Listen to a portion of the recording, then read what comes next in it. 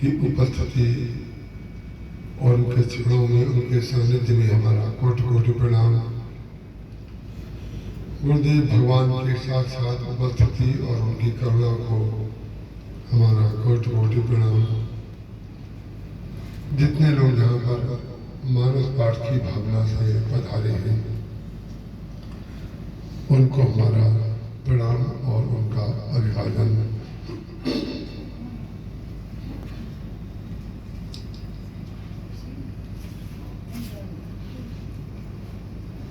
भगवान को जान लेना भरतत्व है और भरत हुए बगैर राम को नहीं जाना जा सकता। कैकेयी जी ने ऐसा माना कि भरत मेरा पुत्र है और राम कौशल्या के पुत्र है। यही जो माया है, यही जो द्वैत है, ये भरत और राम के एकत्व को न जानने के कारण है। ये द्वैत राम और भरत में नहीं है, ये हमारी अपनी मानसिकता में है कि भरत हमारे पुत्र हैं और राम कौशल्या के पुत्र हैं।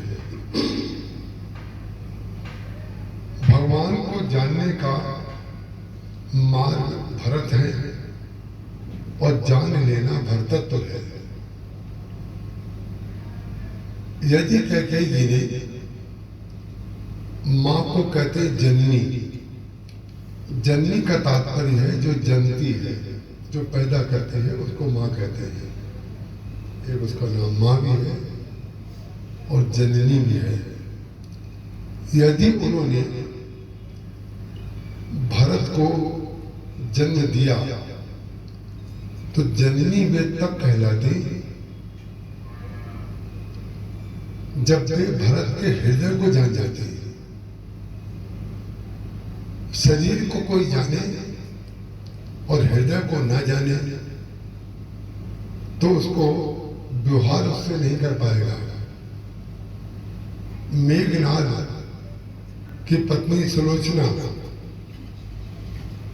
विश्व सुंदरियों में थी, विश्व सुंदरिया। जैसे अहिल्या थी ऐसे ही सुलोचना भी विश्व सुंदरी थी। उसको ये वरदान प्राप्त था कि उसको आयु का प्रभाव कभी भी उसके शरीर पर नहीं पड़ेगा।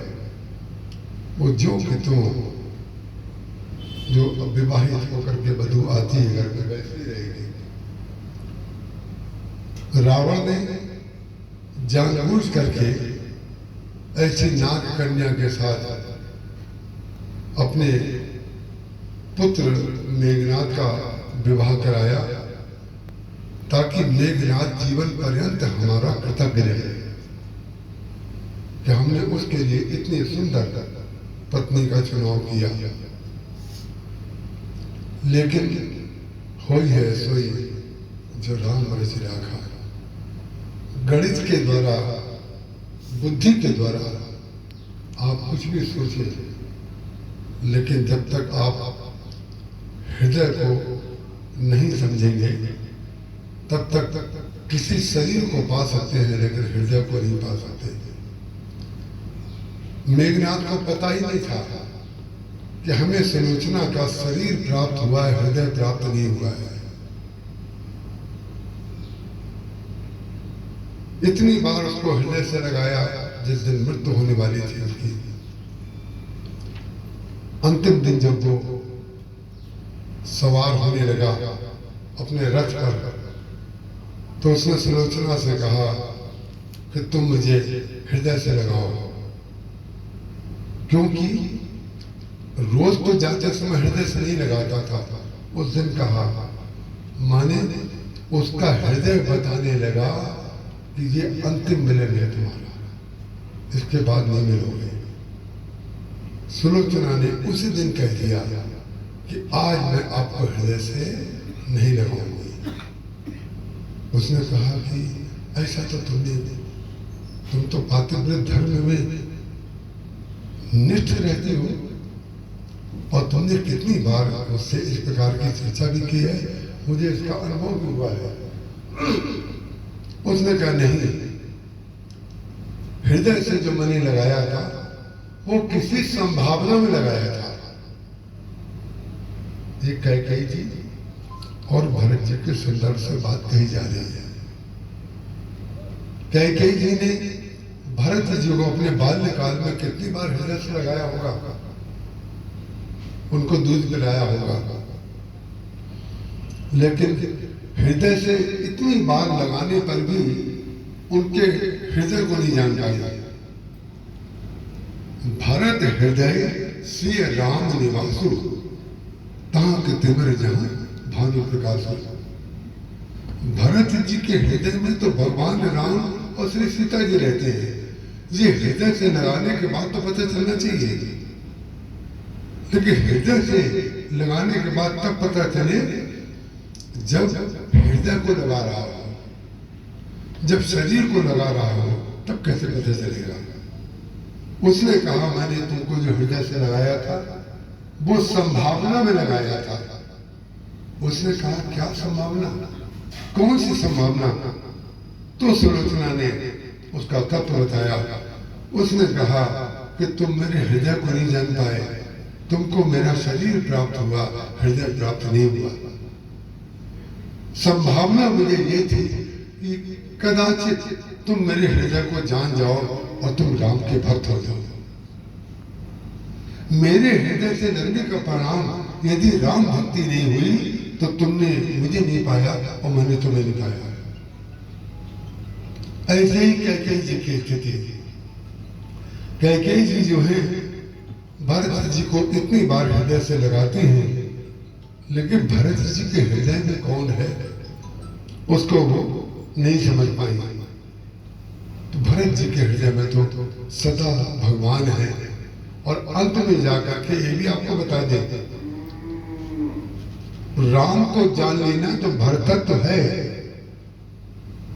लेकिन कैकेयी जी के प्रति भरत जी ने कटु भाषणों का प्रयोग, कटु शब्दों का प्रयोग अवश्य किया, क्योंकि उन्होंने राम विमुख कर दिया, राम विमुख कर दिया,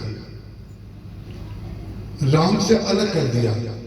लेकिन वो राम विमुख कर रही थी भरत को, और भरत जी थे राम के सन्मुख। व्यक्ति जब दूसरे को विमुख करता है तो वो स्वयं विमुख होता है, दूसरे को नहीं करता है। वो राम से विमुख भरत को कर रही थी कि माने राम इधर चले जाए, भरत इधर हो तो विमुख हो जाएंगे। लेकिन विमुख जो होता है व्यक्ति, वो जो ग्लोब बना रहता है, जो चारों दिशाएं बताता है, नॉर्थ साउथ ईस्ट वेस्ट, उसमें एक पत्ती सी लगी रहती, हिलती रहती है, उसमें 360 डिग्री बनी रहती है। 360 डिग्री जो आपके हाथ में इतने से डब्बी में है, उस डब्बी में पूरा विश्व है। वो पूरे विश्व की डिग्री बता रहा है। आपको सोचिए जरा सा, उसमें सन्मुख और विमुख की बहुत सुंदर व्याख्या है। जब आप पूर्व को मुख करते हैं तो पश्चिम से विमुख अपने आप हो जाते हैं। जब आप पश्चिम को मुख करते हैं तो पूर्व से विमुख अपने आप हो जाते हैं। कैकेयी जी जब राम से विमुख हुई तो भरत से विमुख अपने आप हो गई, और भरत से विमुख होने का परिणाम ही ये हुआ कि उन्होंने राम को बनवा दिया। भरत से विमुख होना और राम से विमुख होना एक ही है, अलग नहीं है। आप उनको अपना बेटा मान करके राज्य देना चाहते हैं और भरत को, श्री राम को वन देना चाहते हैं, तो ना तो राम को वनवास हुआ, ना भरत विमुख हुए। ये केवल लीला हुई और आपका नाम कैकेयी बढ़ गया। देखिए, कैकेयी शब्द में कोई दोष नहीं, शूर्पणखा शब्द में कोई दोष नहीं, कुंभकर्ण शब्द में कोई दोष नहीं है। दोष किसमें है? जब हम कोई क्रिया करते हैं तो उस क्रिया के कारण वो नाम जो है ऐसा हो जाता है कि वो नाम दूसरा कोई रखता नहीं है। क्रिया के कारण नाम नहीं रखा जाता है। नाम में कोई दोष नहीं होता है। भरत जी महाराज की विशेषता क्या है? राम से विमुख नहीं है, लेकिन जो राम से विमुख हुआ है उससे द्वेष करना विशेषता नहीं है भरत की। ध्यान रखिएगा, जहां राम से विमुख व्यक्ति से आप द्वेष करेंगे तो आपके अंदर ये अहंकार आए बगैर नहीं रहेगा कि जो राम सन्मुख होता है हम उससे प्रेम करते हैं, जो राम से विमुख होता है हम उससे द्वेष करते हैं। और जहां आपने उससे द्वेष किया तो आपके अंदर एक विशेषता का अहंकार आ जाएगा कि हम भक्त हैं और वो भक्त नहीं है। और ये बातें आप दूसरों को बताते रहेंगे, जो मिलेगा उसको बताएंगे ये ऐसा है, ये ऐसा, ये ऐसा है। तो अनावश्यक प्रपंच में नहीं बढ़ना चाहिए। भक्त को अंतर्मुख होना चाहिए। बहुत लोगों के संपर्क में नहीं आना चाहिए। और जब लोग संपर्क में आए तो उनसे विदा लेने का रास्ता निकालना चाहिए कि इतनी देर इसे मिलो, उसके बाद अलग हो जाओ। क्यों? कि आपकी सन्मुखता कहीं बदल ना जाए, आपका जो उद्देश्य है कहीं उससे आप विरत ना हो जाए। तो विशेषता क्या है भरत जी की? कैकेयी जी विमुख हो गई तो उन्होंने उनको जो कटु शब्द बोले, कुमातु बोला, तुम्हारी जीभ जल करके गिर क्यों नहीं गई, तुम्हारा हृदय फट नहीं गया, तुम कुमातु हो और हमें जन्म लेते ही तुमने कोई नहीं मार दिया, ऐसी ऐसी बातें कही। लेकिन इन बातों को कोई अगर केवल श्रुति के रूप में सुनेगा, केवल सुन करके अर्थ लेगा तो ये मानेगा। क्यों? माँ से कभी ऐसा बोलना चाहिए क्या? ये ज्ञान जो है तुरंत निकल आएगा। माँ से ऐसे शब्द बोलने चाहिए क्या? अरे भरत को पाने के लिए आपको उनकी श्रुति में श्रुति जो अंदर है उसका भाव, श्रुति का भाव लिया जाता है, शब्द नहीं लिया जाता है। उसके अंदर क्या है? वो चाहते थे कि हमारी माँ जो राम के विमुख हो गई है वो सन्मुख हो जाए। ये भरतत्व है। माने संसार में कोई भी व्यक्ति राम विमुख ना रहे तभी तो राम की अखंडता सिद्ध होगी, तभी तो राम की व्यापकता सिद्ध होगी, तभी तो भरत का भरतत्व सिद्ध होगा, तभी तो भक्त की भक्ति सिद्ध होगी। एक व्यक्ति को भी यदि आपने त्याग दिया, ये बुरा है, इसको छोड़ दिया, परिणाम क्या हुआ? फिर कैकेयी जी जीवन भर राम की नहीं हो पाती तो कितनी बड़ी हानि होती। एक व्यक्ति राम विमुख हो जाता, राम का नहीं हो पाता। भरत जी ने जैसे कड़वी दवाई दी जाती है इस प्रकार की कड़वी दवा दी, लेकिन अंत में जब चित्रकूट गए तो चित्रकूट ले जाते समय उन्होंने ऐसा नहीं किया कि कैकेयी जी को ना ले गए हो, सुमित्रा जी को ले गए हो, कौशल्या जी को ले गए हो और कैकेयी जी को छोड़ दिया हो। नहीं नहीं, कैकेयी जी को भी साथ में लेके गए और कैकेयी जी को जो साथ में लेके गए ये क्या है? ये उनकी तपस्या है। उनको यह अनुभव कराना कि जिस रास्ते से राम और सीता चल करके गए हैं, अरे वो भी तो महारानी है, कैकेयी जी महारानी है, भरत जी राजकुमार हैं। वो जानते थे जरा माँ को उसी रास्ते पे चला कर दिखाएं ताकि उनके पैरों में जब कष्ट होगा, उनको जो पीड़ा होगी तो उस पीड़ा के आधार पर कदाचित कभी ना कभी उनको राम की पीड़ा की स्मृति तो हो। और जब राम की पीड़ा की स्मृति होगी तो इनका हृदय परिवर्तित हो जाएगा। हृदय परिवर्तित करना ही सत्संग है। हृदय जैसा है वैसे बने रहना नहीं, जैसा वो नहीं है वैसा उसको बना देना, और जैसा बना देना है वो भगवान की सन्मुखता है। विचित्र बात है, हृदय से लगाने के पश्चात भी कैकेयी जी भरत को नहीं समझ पाई। और गांव की बधूतियां, ग्राम बधूतियां जिस मार्ग से भगवान चल रहे हैं वो बगैर हृदय लगाए, बगैर पहचाने भगवान की हो गई, भगवान की हो गई। भगवान राम सीता जी एक वृक्ष के नीचे बैठे हुए हैं। गांव की स्त्रियों को पता चला कि कोई बड़े सुंदर राजकुमार आए हुए हैं, उनके साथ कोई एक और भी राजकुमार है, एक स्त्री उनके साथ है। भगवान राम सीता जी के बगल में एक वृक्ष के नीचे बैठे हुए हैं और लक्ष्मण जी कदाचित थोड़ा सा दूरी पर बैठे हुए हैं। वो घेर करके बैठ जाते हैं। अब देखिए, भगवान को पाने का मार्ग ग्राम बधूतियों ने कौन सा लिया है? भगवान राम को पाने का मार्ग भगवान राम नहीं, भगवान राम को पाने का मार्ग सीता जी है।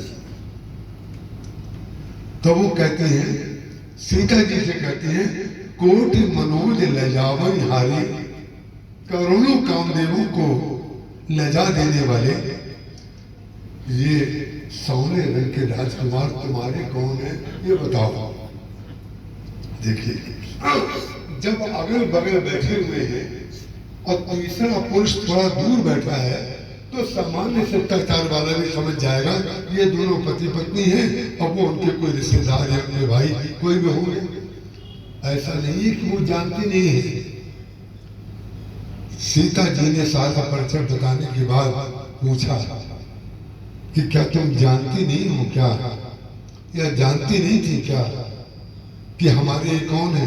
हमारे बैठने के व्यवहार से, हमारे एक दूसरे की ओर देखने के व्यवहार से क्या तुम्हें समझ में नहीं आया कि हम दोनों पति पत्नी हैं? उन्होंने कहा, जानते तो हम थे, जो जानते थे वो हमारा ज्ञान पक्ष है, और जो हम जानते हैं वो तुम्हारे मुख से सुनना ये हमारी भक्ति है। उस ज्ञान को पिघला करके जब आप गंगा जी बनाएंगे तो उसमें हमें आचमन करने को मिले, उसमें हम स्नान करें। हम उस स्नान के लिए, उस आनंद के लिए आपके मुख से सुनना चाहते हैं कि आपके कौन है। तो आज का जो पाठ होगा वो यहीं से प्रारंभ होगा। अयोध्या कांड दोहा क्रमांक 116, अयोध्या कांड दोहा क्रमांक 116 से पाठ प्रारंभ होगा।